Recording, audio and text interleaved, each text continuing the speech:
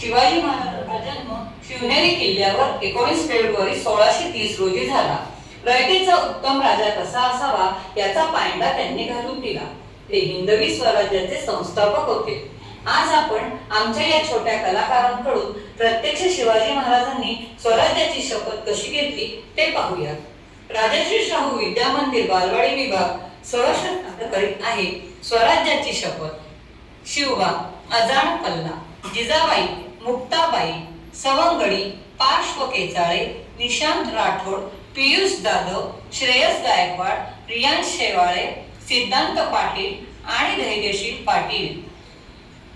दुसरा बासाहेब. शुभा, आज काय बेत?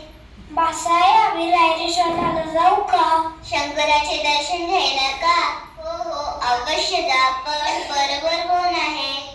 आमच्या सवंगडी. ठीक आहे, पण रात्र होण्यापूर्वी परत या. जी बासाहेब.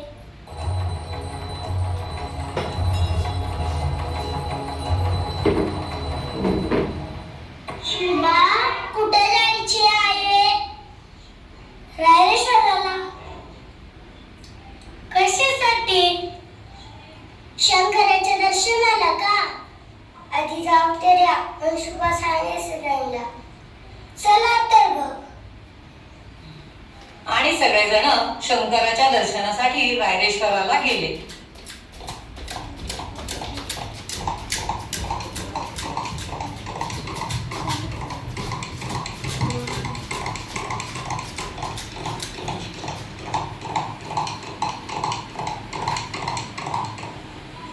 माझ्या मनात स्वराज्याची शपथ घ्यावी असे आहे.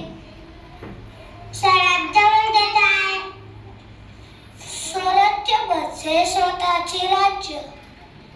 ते कसे असते? जिथे कोणावर अन्याय होत नाही असे राज्य. ज्या म्हणजे रामराज्य का? हो, पण ते होईल का? का नाही होणार? तुमची साथ असेल तर नक्की होईल. शुभा, आम्ही तयार आहोत. चला तर मग आपण स्वराज्याची शपथ घेऊयात.